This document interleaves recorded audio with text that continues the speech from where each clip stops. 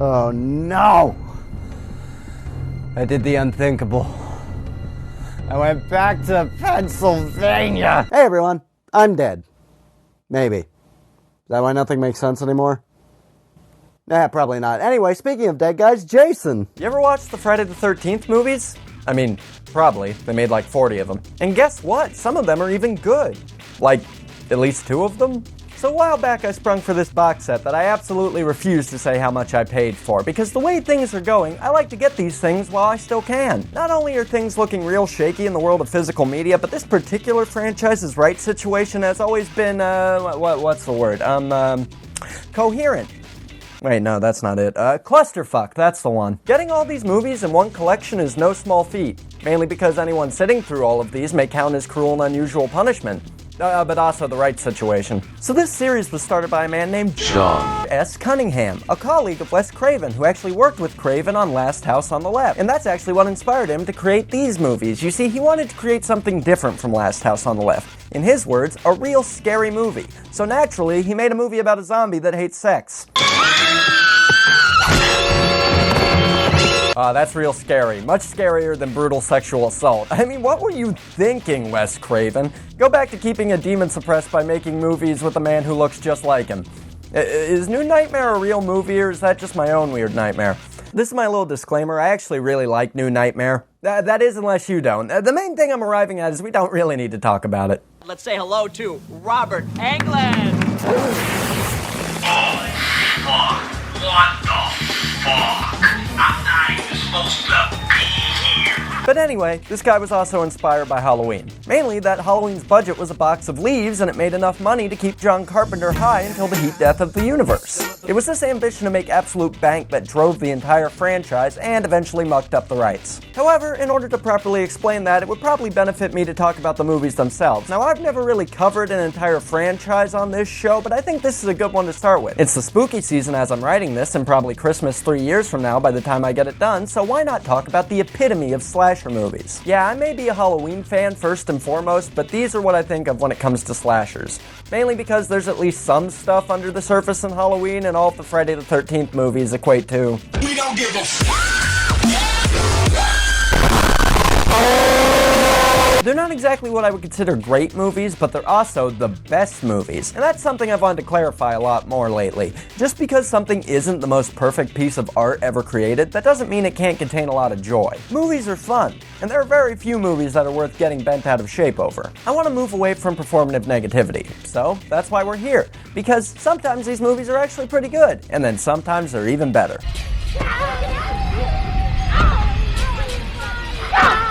So let's get started. Time to talk about Friday the 13th. Almighty's back. He's the man behind the mask. It's in the museum. Wonder if it's an answer to the flyer.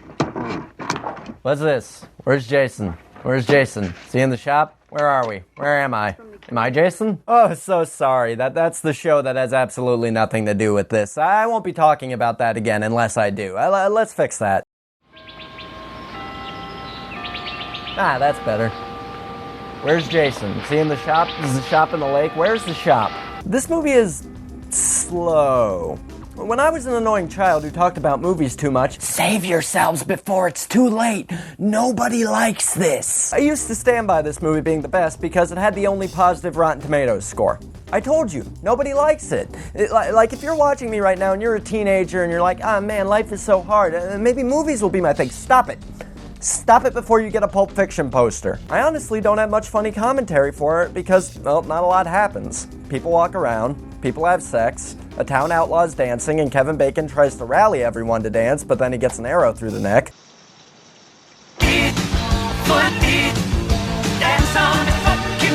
So I suppose it's more sensible to talk about the main point of difference between this and the other movies in the franchise. Mainly, that Jason isn't the killer. It's Sin! Nah, it's his mom. Oh, spoilers for this entire franchise, I guess. Trust me, not the best reveal of the series. Later there's a movie that dares to ask the question, what if Jason was Just some guy. It being Jason's mom does make this movie a little fun to show to people who may not be aware of how the franchise started out. At least until they start complaining because Jason isn't there. Where is he? Does he know where the shop is? This movie is also notable for having perhaps the only legitimately frightening moment in the entire franchise.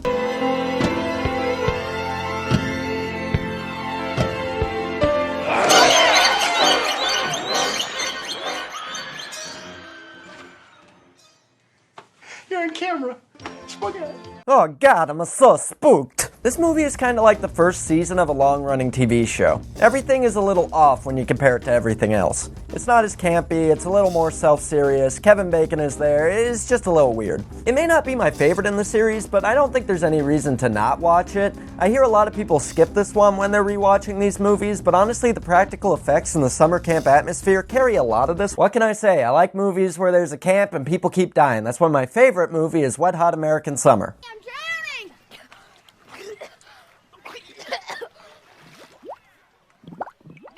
Yeah, that's also just because it's funny. And also my brother is in the background of certain scenes, so it's like an I Spy game. I was on this set. They sat everybody who brought the extras in a room and made us watch it on a TV in the corner of the room.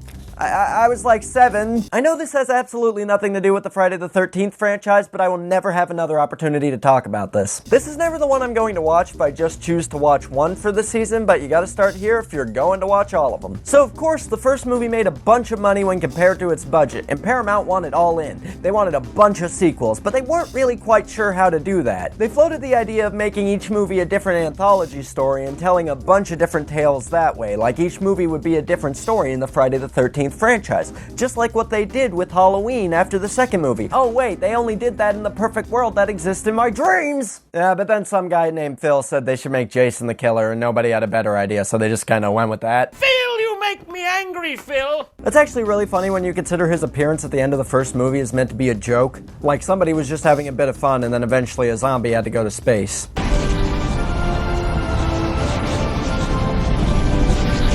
So now we have Jason as the killer, and of course he's wearing his iconic costume. A flannel, some overalls, and a bag over his weird potato face. He's also using his iconic weapon, a pitchfork. Oh no, he's using a pitchfork, and he wears a flannel? Oh, he really is a scary monster. He's everybody I hated in college. This is a bit better than the last one because now our killer's a big doofus running around like he has to shit himself. Run. Yeah, I remember when the remake was coming out, there were a lot of people getting upset that Jason ran in it. Jason never runs, by the way. Certainly not. And, well, looky here. He's running and, okay, it looks ridiculous. I don't know why this is the look they went with. Not sure about that. I wouldn't have done that. I do like that this movie is your traditional 80s horror sequel down to a fault. One of the very first things we see is the final girl from the last movie getting off. That's a very popular way to do things. Another popular way to go is to just remake the first movie again, but this time Jason's in it. Come on, editor. What are you doing? That's the wrong Jason. This bit's so funny. And like all great 80s sequels, it gets just a hair weirder. Like the first movie's ending was straightforward. This lady has a knife. Remove her head. This one is, put on this dead lady's sweater and trick that mentally unstable man into thinking you're his mom. Just don't let him see her head, which is right behind you, by the way. That's a bit of a jump. Man, why did things just keep getting weirder in the 80s? Oh yeah, another interesting thing about this movie is that more so than the last one, it's pretty much entirely deflated by the weight of the series. You see, this movie is presented as a murder mystery, as in, you're not supposed to know the killer is Jason. Maybe you see why this doesn't really work in the modern context, considering I had to spoil it just to explain it to you. Normally I'm a sucker for these type of stories, but I'm not really a big fan of the killer is a guy who wasn't in the story up until this point type of reveal. Oh, how interesting. He could have been anywhere, doing anything whenever he wasn't on screen, because he's just some guy who's not related to this story until he is. Whenever not on screen, he was probably just perfecting his weird mom shrine like some mutant Helga Pataki. If there were a movie I would say I don't get too much out of, it would be Space Jam. I'm not really into sports. But if there were a movie in this franchise that I would say I don't get too much out of, then it would probably be this one, You know, those last two were honestly both a little bit dull. I don't really know what's gonna save this.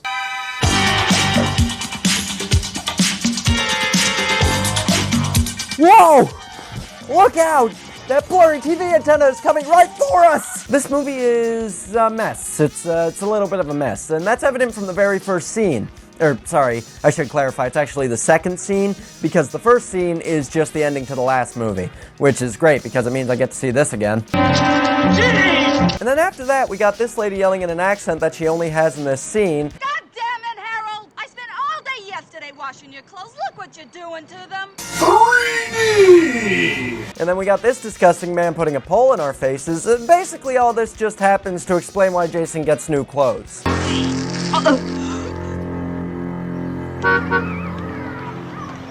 This is where we get the genesis of a lot of things that would become tied to this franchise forever. This is where Jason gets the clothes that he wears for the next 40 years, and it's where he gets his hockey mask, and it's where we get weird fucking characters. I found this today. There were other parts of the body. That's an eyeball! He wanted me. We get these two women who I cannot tell apart to save my life, so good thing one of them gets 3D'd. What the hell is that? You know what it is, bitch. We got this man who looks just a little like he's morphing into Scott Bakula, and also he somehow looks older in every scene he's in. Oh yeah, also he sucks. Rick! My imagination, or did it just get cold in here? Did I do something wrong? Well, you've certainly changed. Don't you even say hello anymore? Let me get to know this place again. Okay. There's only so many cold showers I can take. This character is great because they keep kind of implying that maybe he'll stop being an asshole at some point and become a hero, but then he just gets 3D'd and it's never really mentioned again. Is everything all right? I'm the strongest motherfucker in the world, bitch! Amazing. And there's also the greatest character of them all, Shelly! I'm not skinny enough. I'm not skinny enough. I like you. I'm not skinny enough. I like you a lot. I'm not skinny enough. I'm not skinny enough. I'm not skinny enough. You guys doing something I I'm shouldn't not see? skinny enough. I'm not skinny enough. This guy's great. He scares people with realistic gore effects, he has absolutely no confidence, and he even gave Jason his iconic hockey mask.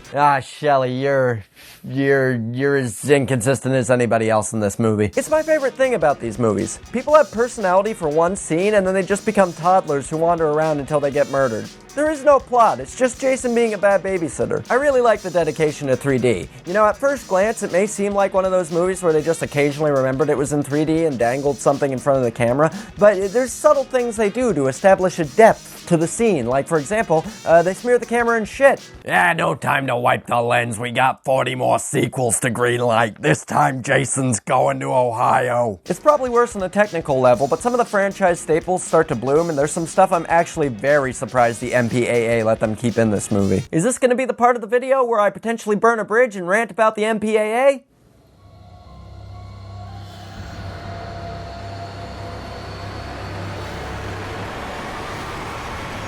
No. I got like so many more movies to talk about. Part 4, here we go. This is by far my favorite title out of this series because it's so great to just see all these lined up on the shelf and see the final chapter and then see that 8 movies follow that one. Just gonna say something's the last one, then keep doing it. Who are you, Cream? This is a lot of people's favorite, and it's not hard to see why. It's got everything you could ask for. It's got Crispin Glover, cool kills, Crispin Glover, a good central character played convincingly by Corey Feldman, Crispin Glover, weird characters, and George McFly, Crispin Glover. I was walking on the ground, I didn't make a sound, then I turned around and I saw a clown. Had a frown, stood on a mound. That final chapter title wasn't for nothing. They really wanted to close out a chapter here, so they went all out. Seriously, everyone wanted to be done with this. I'm just going to read out the Wikipedia page verbatim because it sounds like everybody wanted to beat the crap out of Jason like the weird nerd he is. Much like Part 3, the film was originally supposed to be the final installment in the series. Mancuso Jr. wanted to conclude the series as he felt no one respected him for his producing work on it regardless of how much the films earned at the box office, while also wanting to work on other projects. Paramount Pictures supported the decision as they were aware of the decline declining popularity of slash films at the time of its release. As a result, the film was marketed as the final chapter to ensure as such. Makeup artist Tom Savini, who worked on the first film, returned because he wanted to help kill off Jason, whom he helped create. That's in the intro. That's not even in the production section. Nobody was happy. The producers weren't happy. Paramount wasn't happy. Siskel and Ebert weren't happy, but I'm not talking about them yet. Get them out of here. So, naturally, they went out with a bang, or rather a dance, but not just any dance. This dance is, it's good.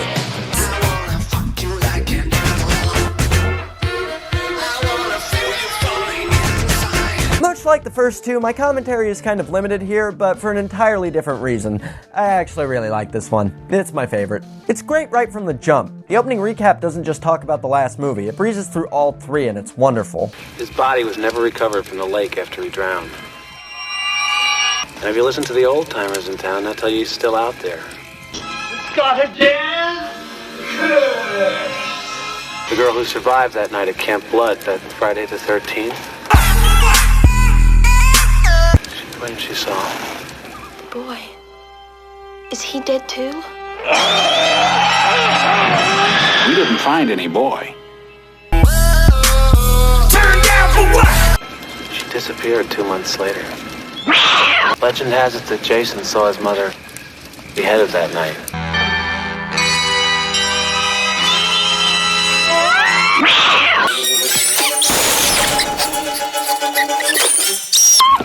A revenge that he'll continue to seek if anyone ever enters his wilderness again. Great, does my job for me, and it's funny. No notes. This is also one of the only movies in the franchise where I can actually remember some of the characters' names. Granted, that's because after this, one of them absolutely refuses to stop showing up for a little bit. And that character is Tommy Jarvis, in this movie played by future musician Corey Feldman.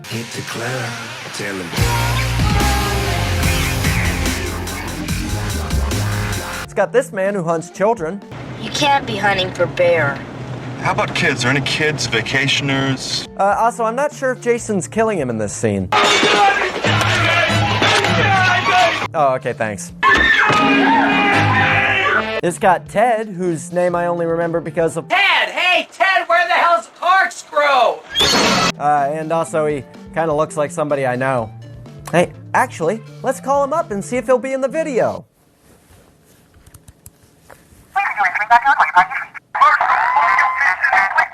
Hey, Joe. How's it going? Who is this? We went to college together. Hey, listen, anyway, I need you to wear a black shirt and laugh incessantly to silent films with nude women in them. Are you saying that I look like Ted? Not just any Ted. Where's the corkscrew Ted? Where's the corkscrew Ted? Where's the corkscrew Ted? You know I'm an adult with things to do, right? I can't just drop what I'm doing to help with one of your weird videos.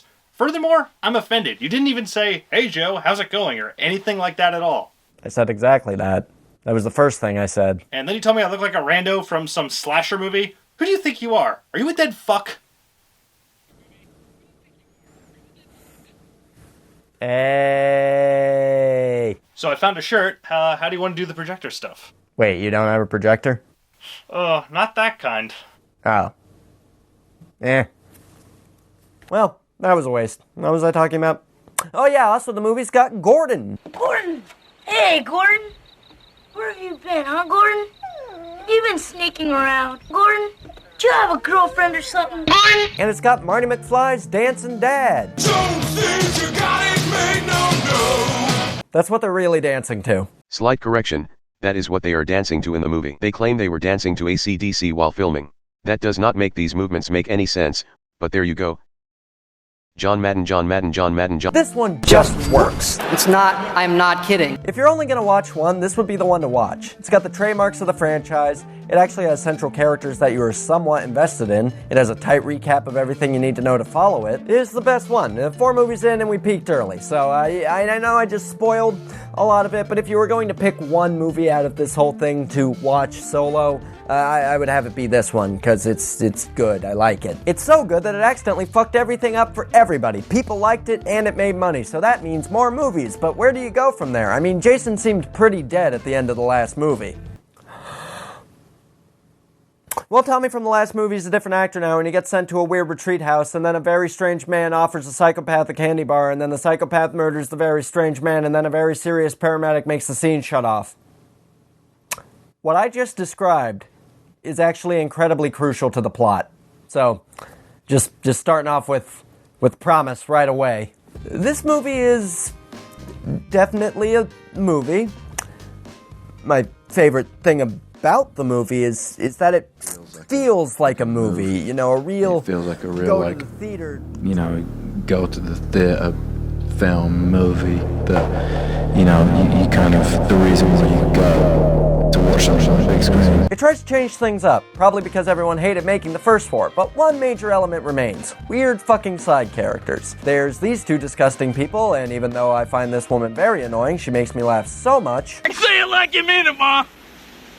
Would you shut the fuck up? This could be an interesting setup to get a big cast of characters who can be killed. I'd say that's always been the big issue with these movies, that you usually don't care about or remember any of the people who die in them. They're kinda always fighting against that. In the last movie, they managed to get around it by having another set of point of view characters who live next to the sinning teenagers. I'll be crying if I look like that too, bro. That's fucked up. We could focus on them and then kill off all the fornicators. God, I'm horny. In this movie, they try to make you care about the characters by sort of making things a little bit of a murder mystery. You know, the thing that worked so well the last time? This time, it's different though, because it's kind of an inverse of part 2. We're led to believe Jason is dead, and it's implied somebody else may be killing people instead. So there's this slight whodunit element bolstered by fairly memorable characters. For this franchise. We got Weird Kid, who's probably a ghost.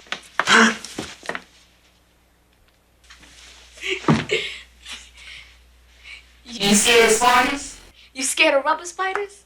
You scared of rubber spiders on strings? Man, you are one scared cat. Where I come from, you learn to be scared of nothing. They call me Reggie the Reckless. Jump, man!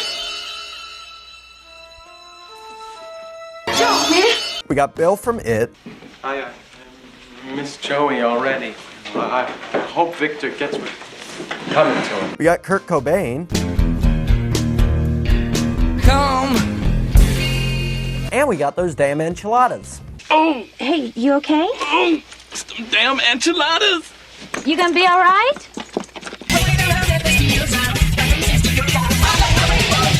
And of course...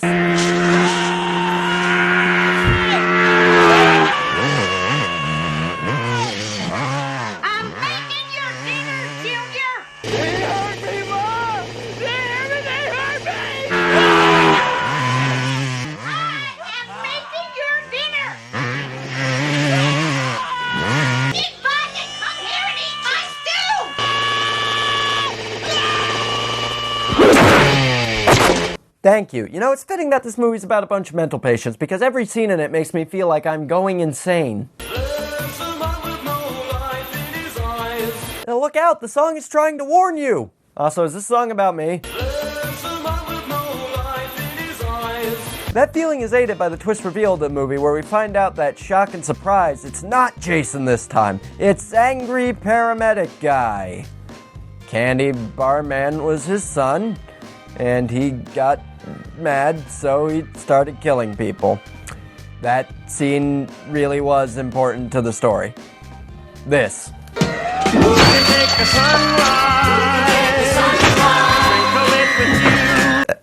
I mean, they did the right thing by setting up the twist early, but they also did the wrong thing, because who the fuck is this guy? We didn't even meet him before his son tried to make friends with the living template for a spree killer. That's right, Tommy won't follow in Jason's footsteps like they hinted at. Instead, we get a different addition to the list of Friday the 13th killers. Pamela Voorhees, a grief-stricken mother. Jason, her bullied child. Roy Burns, his son was a fucking doofus, and that's sad too, I guess. It was a great movie. I have no notes, other than all the notes I had, but I guess nobody liked it, because everybody knows if Jason still haunts you, you're alone. You know, it's a controversial statement, but somebody had to make it. So, much like Halloween 3, they tried to do something new and nobody liked it. I mean, I like Halloween 3, but nobody liked this. So that means it's back to the same old, same old. Gotta get back to formula. That means nothing new or exciting.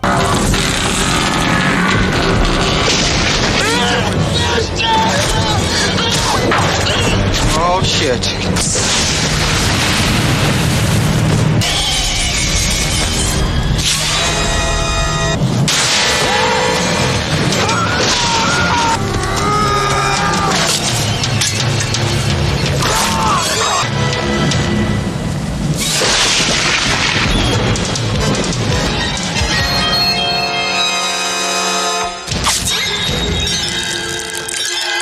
Oh, okay, so he gets struck by lightning, and then a James Bond intro happens.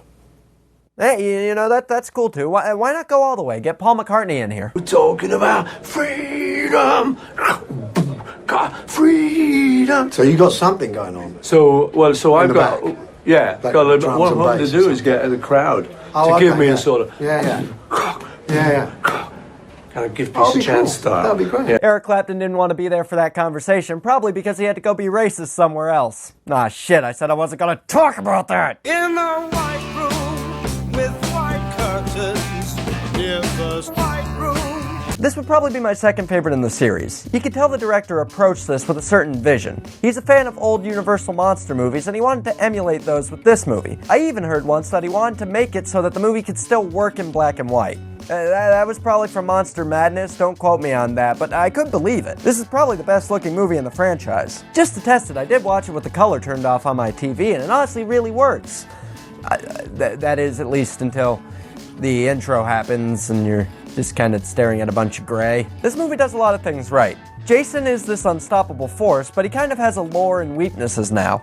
And a dumb belt, too. They actually make you care about the characters, too. Much like Part 4, we have our disposable characters, including this man dressed like Johnny Depp in Nightmare on Elm Street for some reason. His death is great, by the way. He's very excited about music. Naked cowboys in the showers at Ram Ranch. Big head comic cocks wanted to be sucked. Naked cowboys wanted to be fucked. But there's also other central characters who have a bit more development. There's this girl and her dad who have a great dynamic, probably because she's afraid her dad is actually Donald Sutherland and she doesn't want to anger him.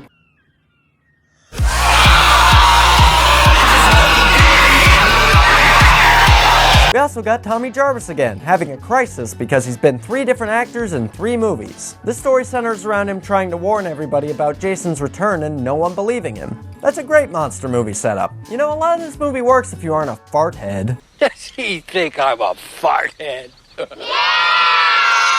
It even has this girl, who I thought was the girl from Kathy's Curse. Where's your mother and your brother? Mommy's gone. She's taken George with her. Your mother's a bitch. But it is not. Your mother's a bitch. That's not going to stop me from showing the clip. Your mother's a bitch. I've heard a lot of people say that this is actually their favorite, and I can totally understand why. I'd say my biggest issue with it is that Tommy Jarvis doesn't really feel like either previous version of him, and also in some shots he looks like Dennis from It's Always Sunny, so that's kind of distracting. But the more important issue is the song. The song ruins everything.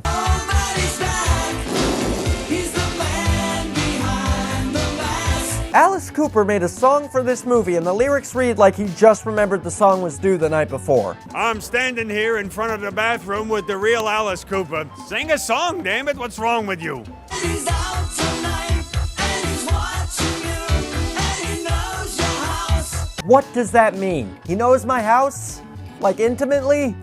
Gross. Oh god, you know, I'm not exactly eager to talk about the next 6 movies. It's kind of all downhill from here, but I think halfway through is a good point to take a little break and maybe look at the other side of this franchise that I've largely been ignoring so far. The rights? What? You kept saying you were going to talk about the rights. Who the fuck are you? Am I just not establishing people anymore? Who the fuck is Joe? No, we're not to the rights kerfuffle yet. We're about to talk about something far darker. But first, I'm gonna have to do something. Something I swore I'd never do.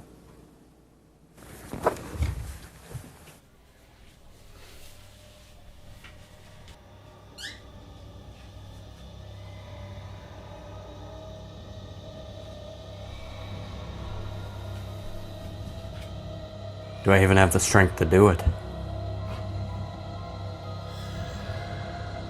Please.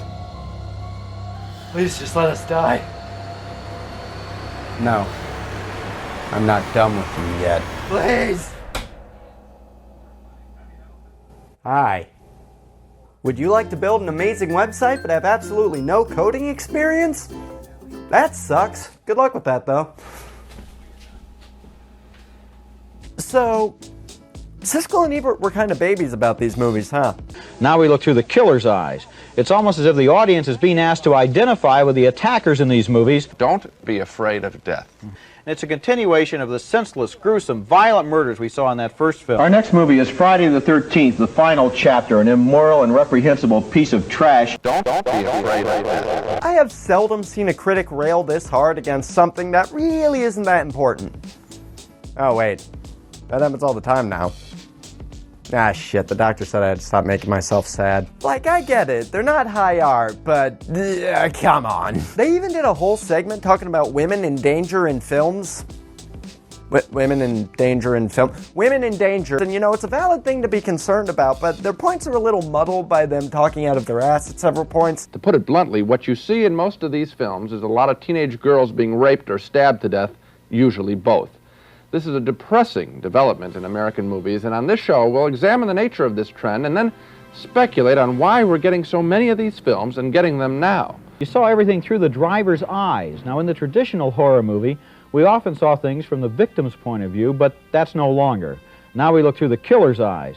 It's almost as if the audience is being asked to identify with the attackers in these movies, and that really bothers me. That's a very good point. Behavior that these women are engaging in, if done by men, would be considered brave, bold, and fun.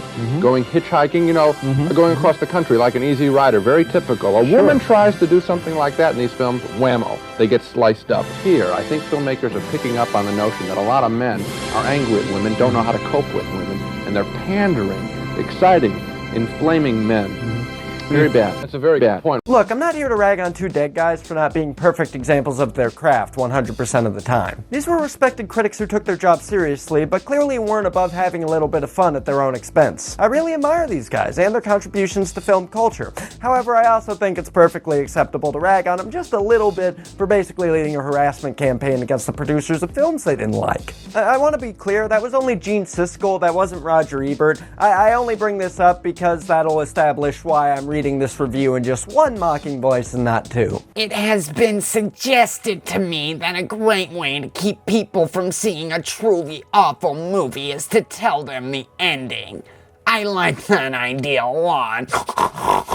And I know it is a powerful and controversial weapon, so you're going to have to trust me to use it wisely and sparingly.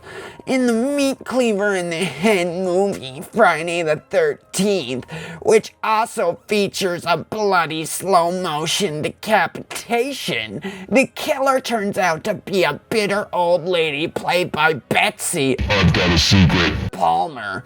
It seems that 23 years ago, her son drowned at a summer camp while a couple of counselors were off having sex in a hayloft.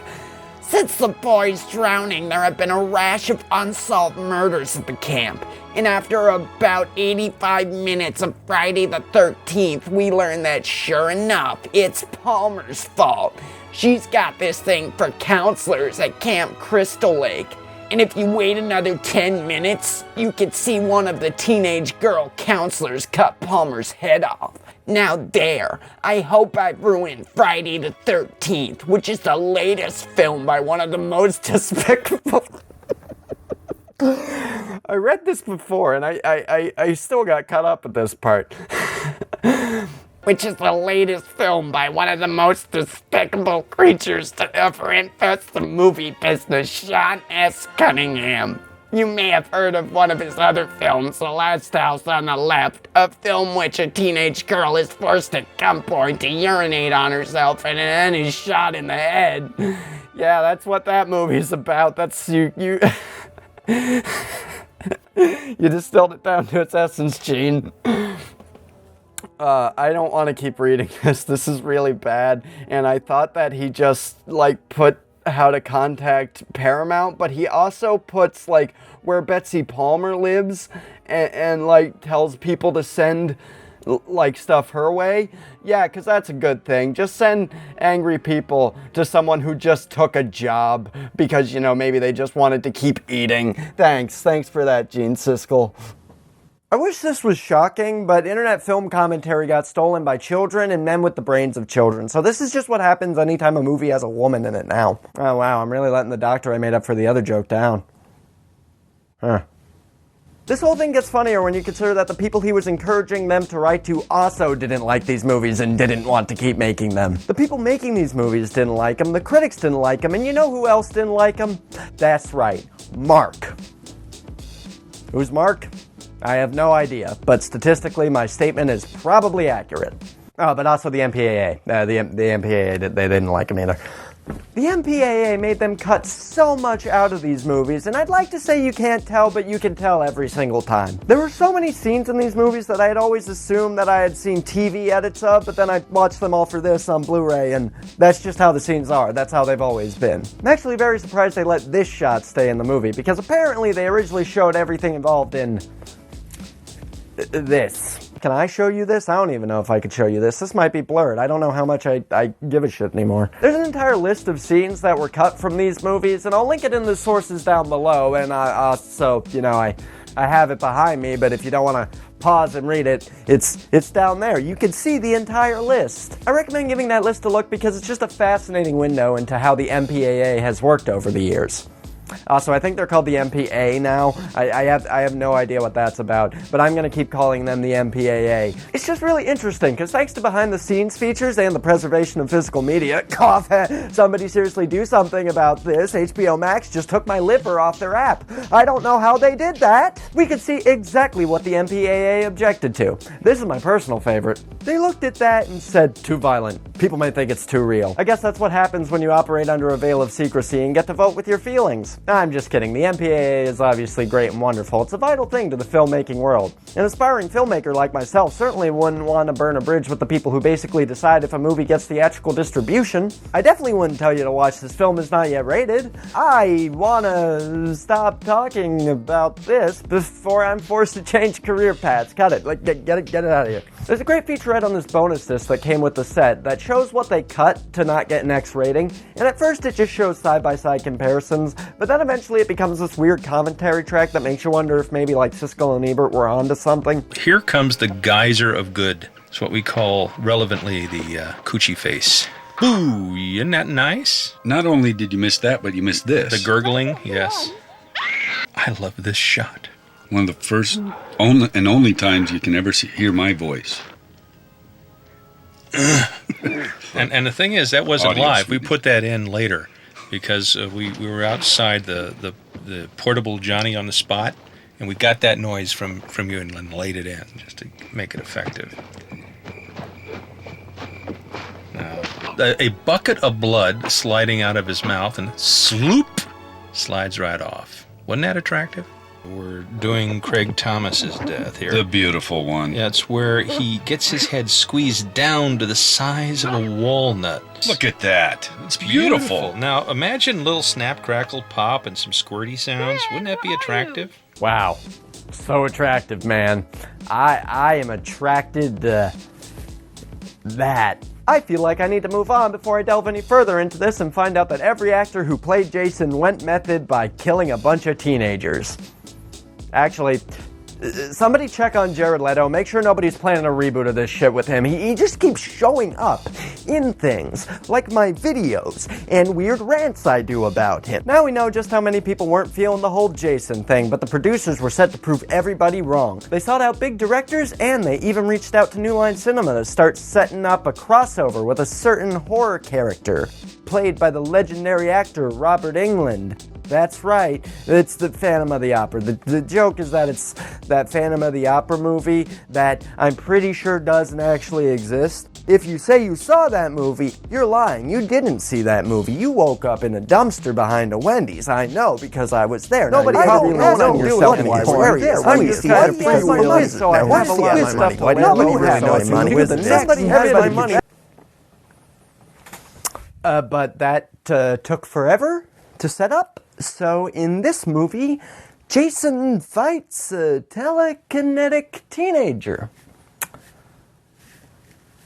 I want to see him fight the Phantom of the Opera. The Wikipedia page for this is great too, because it just sounds like nobody had any good ideas, and then finally somebody was just like, I don't know, maybe he can fight Carrie, leave me alone. This is actually kind of an iconic film for the franchise, because it marks the first time that Jason was played by Kane Hodder. The Kane Hoarder! He became associated with this character more than any other actor, which is funny when you consider he didn't even play him until part 7 of a 12-movie franchise.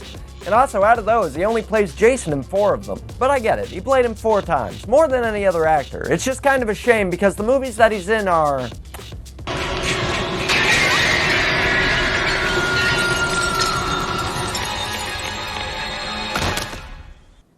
not great. This is a weird movie. It's like 2 different movies trying to happen at the same time, and yet it still doesn't hit the 90-minute mark. As mentioned before, the main character of this movie is telekinetic.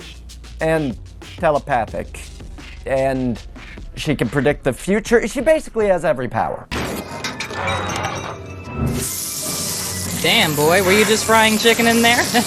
I don't get this one. Like, is she throwing it? I know this is a trivial thing to be concerned about in a movie like this, but this movie takes itself oddly seriously, so the goofy bits are kind of all I can focus on. I feel like the effort to make this a more serious movie makes things feel very off. Like, everything with this girl is Carrie, and then outside of her house, a Friday the 13th movie is happening. It's just weird because it makes it feel like the tone is kind of flip-flopping. We'll go from a scene detailing serious patient abuse and then cut to this.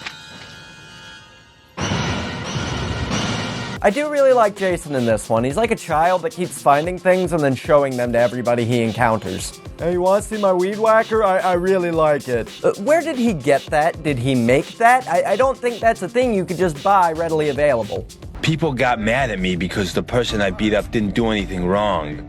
I put 2 on top of 2, and I decided to beat someone up who had done something very wrong. I do like that you can see his bones through his clothes. I mean, it's a little weird that his bones look like a Halloween costume, but I guess it's all those chemicals in Crystal Lake. Overall, despite the weirdness of the central concept, this one is pretty forgettable. The overall somber tone doesn't allow for the typical over-the-topness that the series is known for. Oh, that is except for the ending, which I forgot to mention is the most amazing thing ever. Look, the problem is over.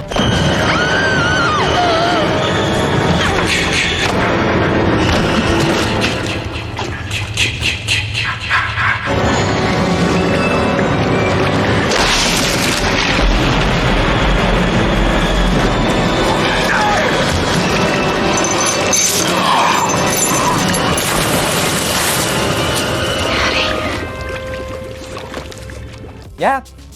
Her dead dad just pops up out of the lake and then they do the dream fake out for the 400th time. You see, I remember this because it's hilarious. That's what you gotta do. You gotta make it funny. I remember that, but I can't remember...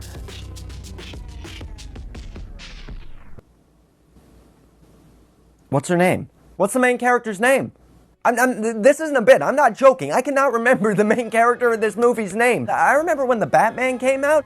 I got into arguments with people because I very clearly remembered the scene where he's putting on eye makeup, and multiple people's like, I didn't see that, I don't think that's in the movie. And then when I rewatched it on Blu-ray, yeah, I was right, it was there. I remembered that after seeing it just one time in the theater with some of the most annoying children that could possibly exist on this earth sitting in front of us, being distracting as shit. I'm not saying that that's impressive, because it's not. I'm saying that to clarify that it's really bad that I can't remember this character's name after just rewatching this movie. That's not even her. That's a character from another movie. That's what it comes down to. Because of all this, the characters don't really stand out, and the characters are a big part of what makes this franchise work. They may not be very important to the plot, but they can be very entertaining. All we got to go off of in this movie is this woman who's very mean to Michael Showalter. I was kind of hoping Nick would come back and find you with me. Why'd you lie? You know? Make him jealous. Eddie, where are you going? I want you inside me. Wow, what a lovable character. But you know what, maybe she'll have a redemption. Oh, look, she's dead. Eddie, where are you going? To take a cold shower.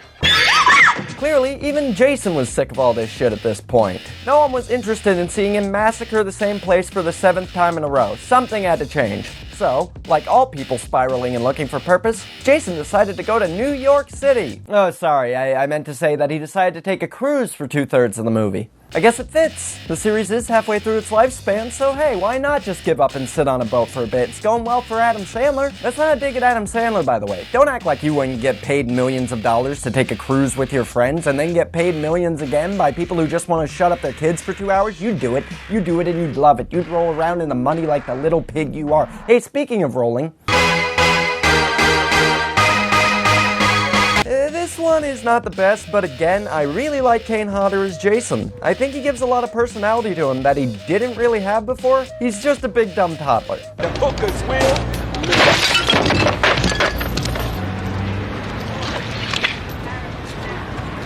Yo, man, it's cool.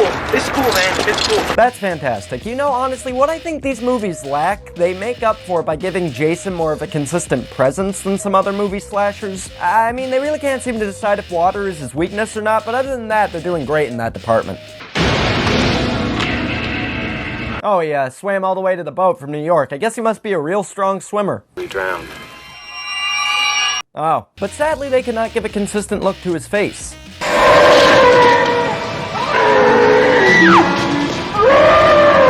What happened here? Like, did his first head fall off and they had to replace his head with a crash test dummy? You know, on the whole, this movie is kind of like Jason's face there. It's just a total mess. There aren't even any Muppets. You know, I was under the impression that they took Manhattan and that Jason was gonna have to come over here and take it back from them, but no Muppets at all. Where are the Muppets? Overall, I'd say this film does give in to the franchise's worst habits. Bad humor, forgettable characters, aimless plot, and the kills are mostly lackluster. You can feel everybody but Hodder kind of phoning it in. That is, except for whoever came up with this. Anyone? It also doesn't have Harry Manfredi's music in it, so something just feels kind of off, though the music is done by somebody who worked with him on the other movies. That's something I haven't really talked about. Harry Manfredi is another major element to the cultural impact of these movies. He did the music for most of them, and he did a great job. He created that iconic noise, which is actually just him saying kill Ma through a bunch of distortion. He's essential to making these movies what they are, and even when he's phoning it in, he's still great. I'd like to think he just threw that in there in the hopes they booed him from the movie, and then he saw it and he's like, oh no, they used it all, they used everything. So, without those iconic sounds, there really isn't much outside of Jason to tie this with the other movies.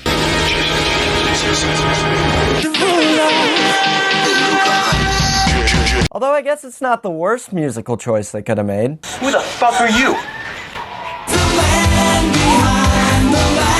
It just kind of stumbles along and ends unceremoniously, capping off the entire Paramount era of the franchise with a tiny whimper. It was the most expensive one at the time, and it performed very poorly because of it. It opened 5th in a crowded lineup, and to date is the worst performing Friday the 13th movie. Lingering plans to make Jason fight a dream guy and overall indifference from Paramount led to the franchise hopping over to New Line Cinema, where sadly it just stalled out and they never made another movie.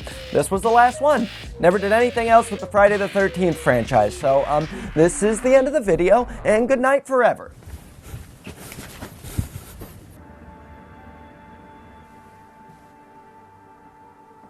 Really think that's gonna do Where's Jason? Why are we in this weird store? Did the producer just name this something he had the rights to trick people into watching an entirely unrelated thing? Oh shit, that's what happened, isn't it? I guess this is the first thing you should put in here. Used one more time than I would have wanted. But then what Oh. Movie appropriate mask, huh? Would have been cool if I had that for the Halloween episode. This again? Listen, we already did this bit last time, and honestly, it was a little old hat then. Ooh, so original. Watching something bad made me so depressed and suicidal. You know, I'm just breaking down all the barriers in comedy. I mean, what's even the point? More regurgitated jabs at something countless people worked hard on, no matter the end result? Bashing the efforts of people who work in the industry I claim to want a space in? No, really, what's the point? What's the point of this morbid bit where the punchline is so obvious? Ooh, I'm not scared of the killer with the knife because I'm so sad that a life of absorbing content hasn't led to inner peace. Ooh, nothing scares me anymore. I'm dead inside. I don't want to talk about this one. We're about to hit what I call the Halloween 5 drop-off, and what I mean by that is, you know how the Halloween movies are fairly straightforward, and then we get to the end of the fourth one, it's like, oh, is there like some supernatural stuff going on? And then the fifth one's just like, yeah, sure, maybe, I don't fucking know, here's a bunch of shit. And then the sixth one is just like, here's some magic rocks, and then there's a cult, Michael Myers is a curse that people inherit, we're just gonna kill Donald Pleasance off screen, and also Celery Man's here, so you make sense of it. Good morning, Paul. What will your first sequence of the day be? Computer load up, Celery Man, please. Yes, Paul.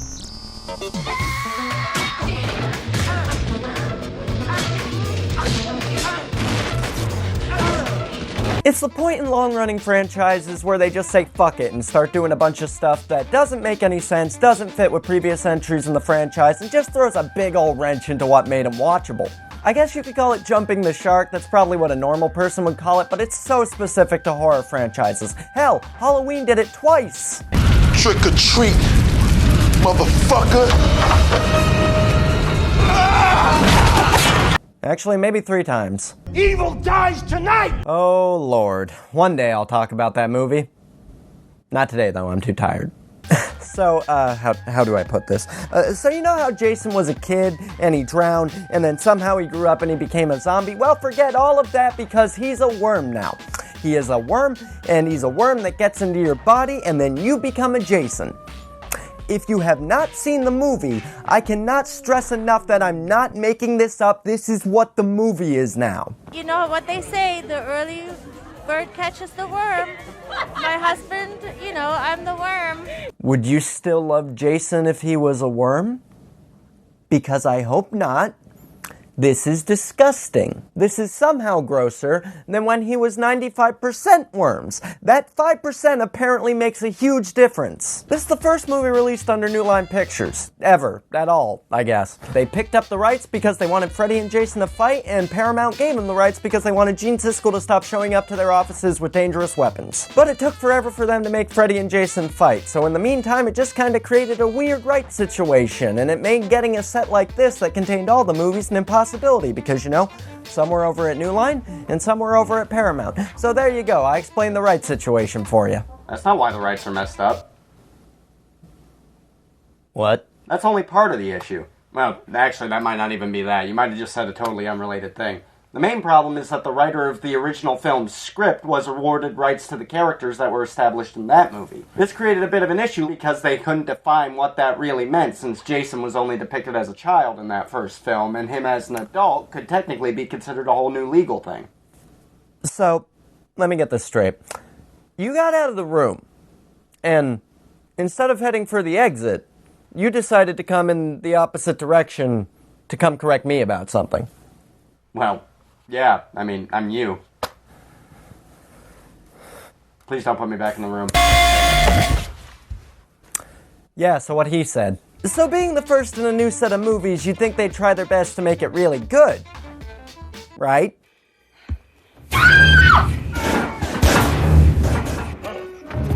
Open fire! Everybody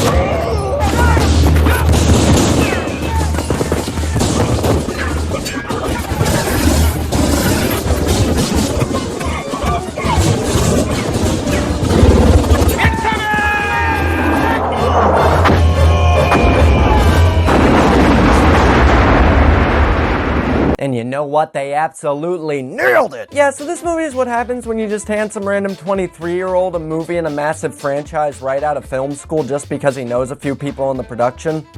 The facts? 2 security men. Dead. A coroner. Dead. Another coroner. Missing. Another coroner. Dead. Another 2 security men. Dead. Polyamorous Tony. Dead. His wife. Dead. His wife. Dead. Are these men victims of a serial killer only believed to be deceased? Many say yes. Oh, he knows. I watched the director's intro for this. Here it is in its entirety. Hi, I'm Adam Marcus, the director of Jason Goes to Hell. Just wanted to thank you for buying probably your 4th version of this movie that you own. Thanks. Oh yeah? No, yeah, you seem real certain about that. Hey, you're wrong, by the way. I only bought this movie because they made me. This movie's so fucking weird. In the interest of public safety, I am prepared to offer Creighton Duke his sum of $500,000, payable only after he provides American Case File and the American people with incontrovertible proof of Jason's existence and then puts an end to him for all time. You know, I know he's a mass-murdering zombie, but is this legal? Like, can Tucker Carlson just go on TV and ask for a hitman to kill somebody? Why do I feel like we're gonna find out in the very near future? I don't like the world. So around this weird movie about a murder worm, a Friday the 13th movie is struggling to exist. We got terrible characters, but instead of just being killed by Jason, sometimes they become Jason. You know, because that worked out so well for Roy. Also, originally in the script, I had a bit that whoever wrote this probably had a Halloween script lying around, and then when it didn't get picked up for that, they probably reworked it into a Friday the 13th movie. But I've done some more research since. Recommend checking out Matt McMuscle's video on the Final Friday. Very great, love that guy's content. But I discovered that this movie actually took 4 people to write. Basically, by somebody writing it, and then somebody else going back and working on that, and then 2 more people, you know, completing that process. And I also found out that it was supposed to be tied to the Evil Dead franchise. That's why the Necronomicon's in it. That's not just a nod. That was actually supposed to be relevant to the plot. And also, the dagger Jason gets stabbed with, that's the Caldarian dagger from Evil Dead. So, like, this was all supposed to be relevant. It's not just random stuff that got thrown in there. This is more shocking than anything in the movie. And considering what is in the movie, that is saying a lot. I want your heart, I want to eat your children. So Jason Worm's motivation in this movie is that in order to be reborn, he needs to track down his bloodline that previously didn't exist. And they have to go to the Voorhees house that previously didn't exist. And then there's this Jason expert who wants to track him down that previously didn't exist, and he's basically Loomis except he dresses like a cowboy. I'm going to say 2 words to you, Mr. Duke, and I want you to say the first thing that comes to your mind. Jason Voorhees. Well, that makes me think of a little girl in a pink dress, sticking a hot dog through a donut.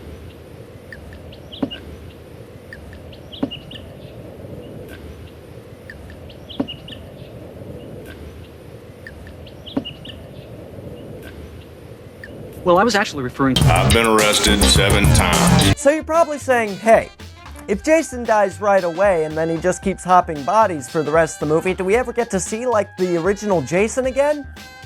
Yes. He just kind of pops up out of the floor, mask and all. Yeah, this movie gets worse as it goes along, but at least the ending is genuinely scary.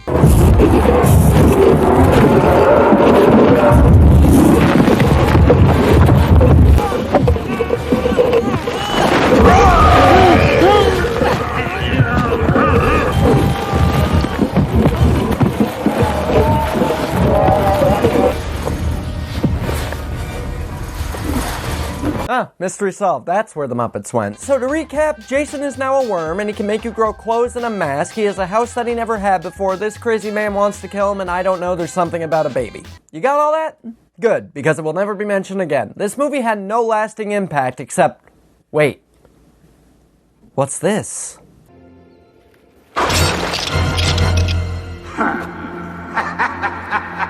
Oh, wow. This means that 2 titans of horror can finally meet on screen.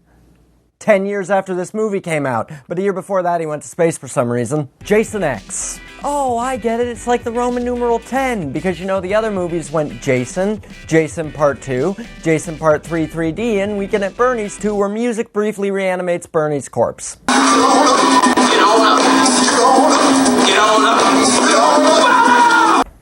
Oh, silly me. Only one of those is real, and it's Weekend at Bernie's 2, where music briefly reanimates Bernie's corpse. He's got charm. How did you happen to meet old Bert? In the conga line. He's just got no soul. We're allowed to show him nude because they ain't got no soul. The intro for this on the Blu-ray is great because it's not even the director. It's Kane Hodder, and he's like, yeah, this is the last time I played Jason. Look out for Frozenhead. Hi, I'm Kane Hodder. It's a fun film, a lot of fun scenes in it. Watch for Frozenhead. Please enjoy the movie as you watch it. Or I will watch for Frozenhead.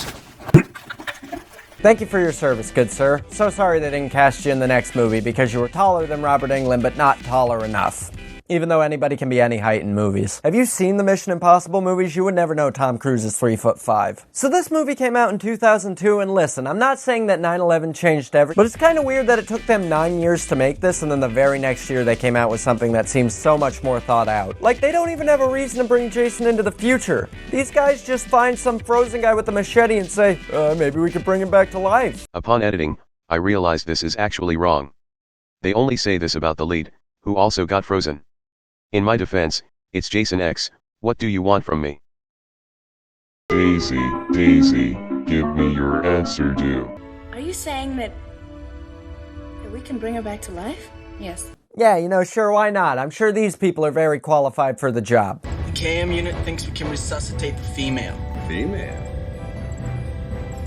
Yeah. Do I even need to explain how weird the trajectory of these movies has been? I mean, look at this. This is a Friday the 13th movie. Why is any of this happening? I don't... Is this the movie? Harder. Who's been a naughty little boy?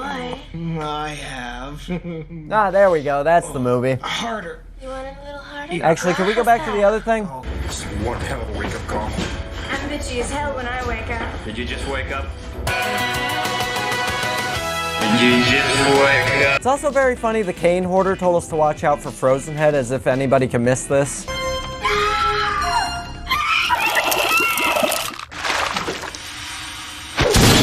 The characters are great here. We got this woman who was frozen just as long as Jason. We got Timothy Chalamet. We got Stone Cold. We got the guy who's kicked in the hole in 300. We got some other people probably. And we got this man who I'm pretty sure is an android. Earth 2?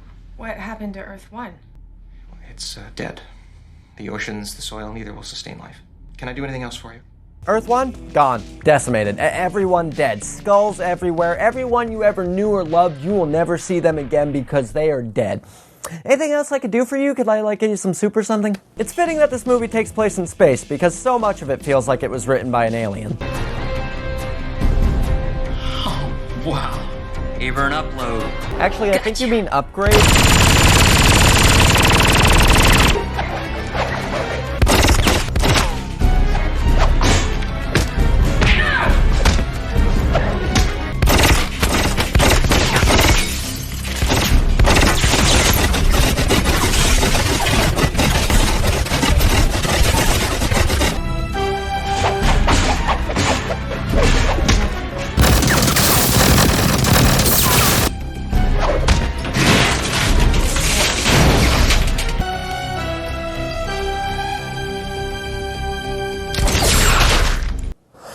Yeah, I don't even remember what my original complaint was. I've just seen the face of God. The collision must have compromised the hull. She's bleeding out. Oh, no. Then the movie gives us its biggest contribution to the franchise, Uber Jason. That's not a name I made up for him, by the way. I would have called him Spacin'. And also, the movie finally lets him live out his dream. You guys might want to run. No, not that one.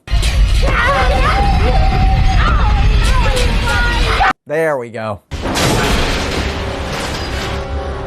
he's still coming! Yeah, okay, I think I want to stop now. They blow up the ship and Jason floats out into space. The end. I like the music. Manfredi is back. I think it's intentionally funny sometimes. There's good effects sometimes, and then other times it's idle hand syndrome. I watched all these with my girlfriend, and after this one, she said she had to go get cigarettes, and I haven't seen her since. That was like 3 weeks ago, so that should probably sum it up for you. You fucking bitch, you ruined my life. Anyway, let's watch him beat up a child predator. Here it is, the movie that they were so eager to make that they hopped distributors and then did nothing for a very long time. Just kidding, they were obviously trying to get this to work for a while, and was it worth the wait?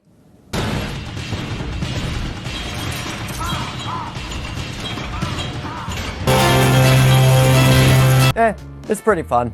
I've always preferred the Nightmare on Elm Street movies because there's less of those. I mean, because they're weirder, and because Freddy is a fun antagonist, so it's cool to see him take on this big dumb baby. The setup is actually pretty good too. You think they just have them meet in hell or something, but the whole thing is Freddy needs people to remember him and to be afraid of him so he can be in people's dreams. So instead of something that might work, he manipulates Jason into killing a bunch of people, but he gets real mad when Jason kills the people that he wants to kill.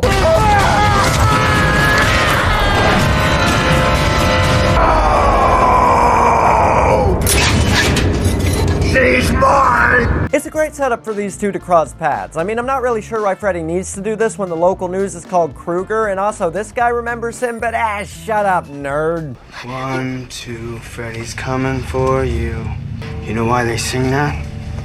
Because that's when he comes for you. That guy actually doesn't dream because there's a subplot about how people have been taking a drug with a very fake name. Hypnosil. What does this shit do? Gee, I don't know. What could it possibly do? Do you know what context clues are? Some weird plot contrivances aside, it leads to some cool fights that honestly have a lot of visual flair. They do neat things with color, like reds for Freddy and blues for Jason, and they also do this with the themes of fire and water for them respectively as well. It's neat that they thought about stuff like that, and it even has some killer music to match.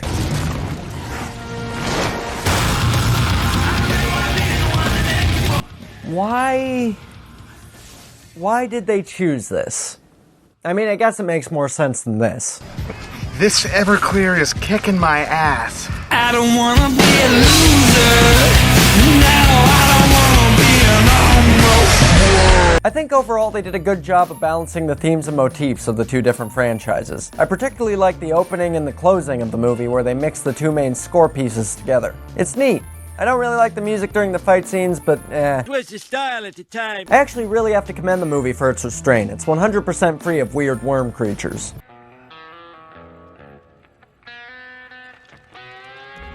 God fucking damn it, I can't do this anymore. Clone, you finish this.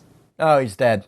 Okay, I'll just finish it then. It's easier than waking any more up. I'd say the biggest issue with this movie lies in what all monster fight movies struggle with. The characters are just kind of there for the plot to happen. Because of this, they don't really stand out the way characters from both franchises tend to. 1493, Freddy sailed across the sea. I mean, this guy stands out, but that's because I'm pretty sure he's Alex Jones. My best friend was just killed, Dad! I'm angry. I've had enough of these people. But if I can enjoy Godzilla vs. Kong, then I can enjoy this. It's just a bit of fun, and at least they didn't wimp out and make it PG-13 like some movies. Weenie Hut Juniors? Are you saying I belong at Weenie Hut Juniors? Oh no, sorry. I was actually pointing to the place next to it. I guess if I had to choose another main complaint, it would be that despite being a massive love letter to both franchises, they get a lot of stuff wrong. Freddy can hurt you in your dreams, and then you wake up fine. Jason's not in hell. I don't think. It's actually kind of hard to tell. And also, Jason's messed up eyes on the other side now, I'm pretty sure. But those are all minor things, really. What's a bit more egregious is this scene that reminds you that the movie came out in the early 2000s. How sweet. Dark. What kind of faggot runs around in a Christmas sweater? And let's talk about the butter knives. You trying to compensate for something? Easy weasy little things, and Jason has got this big old thing like...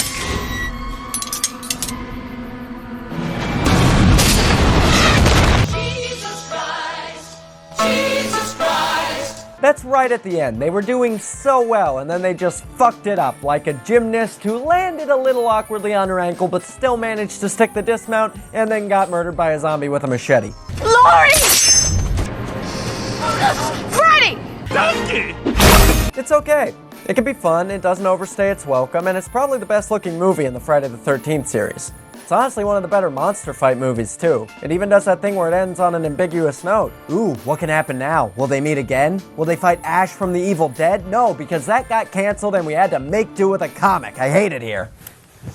So we're entering uncharted territory here, because I have not seen this next movie. I may have seen clips here or there, but mostly I'm going in blind. I mean, I do know that this is one of the many movies that was brought on by the Texas Chainsaw Massacre reboot, which means that this movie is produced by him. You understand me? Yes, sir. All right, am I very clear? Yeah. Good. I guess Hollywood sometimes has a way of casting a spell and change how their appearance, I guess, to satisfy something, I'm not sure. Man's amazing. He's got his own name on his tennis shoes. Oh boy. Yeah, you know, I'm sure this won't contain any of his trademarks, though. Dude, that's not a good look for you, man. You gonna ask the one black guy to pump the gas for you? Shit. Okay. No! Oh, okay, cool. Don't be racist. I am a building. I was actually going to record my reaction to watching this for the first time, and I'm glad I didn't end up doing that, because honestly, most of it would probably be me going, well, is he here? Maybe I could talk to him. Maybe. Where's Jason? This one is kind of boring. Now, I hate using that word to describe movies. I think it's lazy criticism, but I did kind of feel like my eyes were glazing over a bit while I was watching this. I think this is because it just does nothing to stick out from the horror movies around this time. The characters are one-dimensional and kind of annoying, the kills are overly brutal and don't contain the fun that the older movies have, and most importantly, they don't really make Jason that interesting. I've talked throughout this video about how Jason's childlike behavior and body language make him feel like more of a character than a mute mass killer has any right to. This movie doesn't really work with that. Jason just feels like your basic ghoul. That's not the fault of the actor, by the way. He's great as Swamp Thing on that show that got completely screwed by the streaming service it was on. Luckily, that never happened again.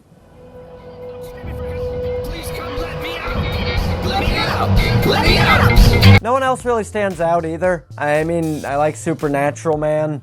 I didn't watch that show, so this is really kind of my first exposure to him, and he's fine. I guess they try to give you something to care about with him looking for his sister, and you care about his sister because she has to put up with this.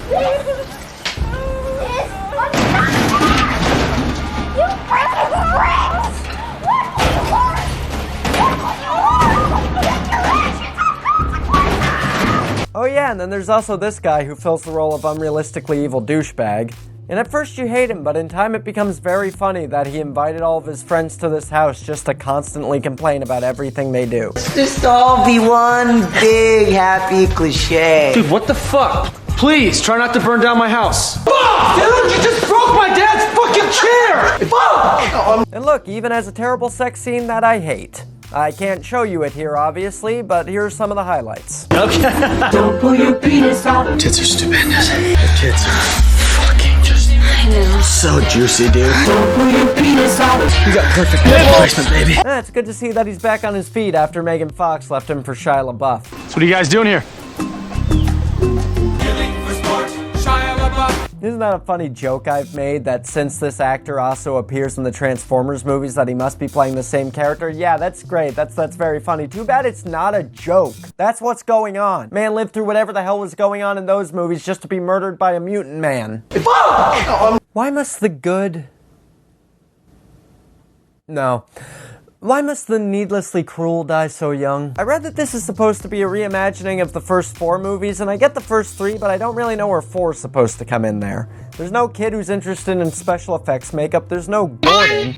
I guess you could say that Supernatural guy is kinda like the guy hunting Jason from that one, but he doesn't even know who Jason is, so...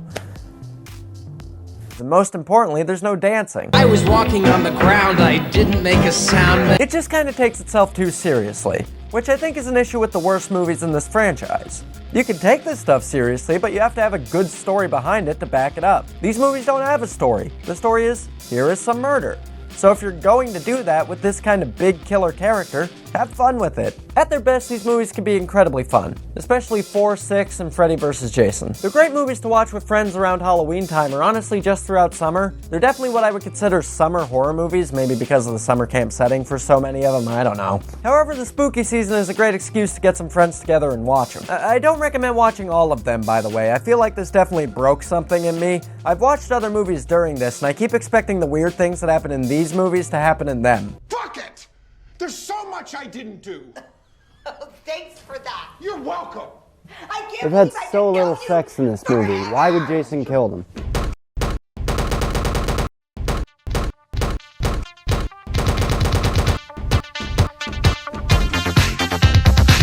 So just pick a few and dig in. Just grab Jason's big old heart and just start chomping down. I don't even know what I'm saying anymore. These broke my brain. No, dude, we can't do this. I saw you crying on the ground like a baby while Robert Englund called you a little piss baby or whatever he said. You gotta go. I cannot be scared of you. You were a clown. You were a literal clown. I hate you. I don't hate you. You're fine. But you fucking suck. Oh, hold on. I gotta take this. I got it. We don't need the projector. We could just do the scene where Ted says, "Wanna kiss the teddy bear?" Oh, dude, that was like so many movies ago. I'm a totally different person. I gotta go. I'm bullying Jason. Oh, shit, he drowned again. Yeah, he does tend to do that. I guess I don't really know how to finish this episode. Just end it like how all these movies end. What do you mean?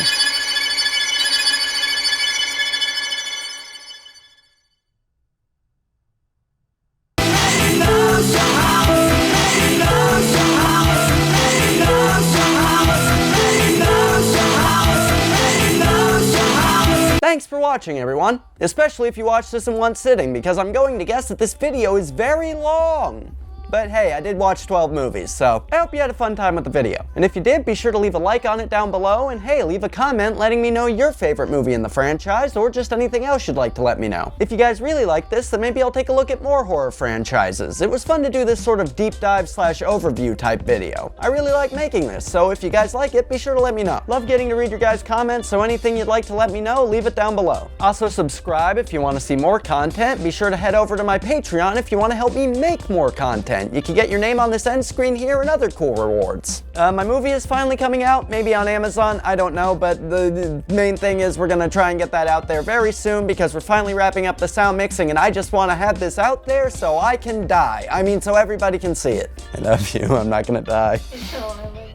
I mean, I will one day. I'm also working on some books, so I may post some teasers or some audiobook stuff on the channel, and I'm also working on an album with my friends, so I'll definitely be posting a lot of that on the channel. There's gonna be a lot more varied stuff here in the future, but I'll be sure to keep talking about movies and anything else I want to talk about, because that's how it works. No, nobody told me to make this. You think they would have? You think somebody would have told me to make this? You poor fool. I have no idea what I'm saying anymore. This has taken much longer than I thought it would, and I still have to edit it. So I'm gonna go now. Thank you so much for checking this out, guys, and don't get murdered by a lake zombie. It's the most sage advice anyone can give. Someone please turn the camera off.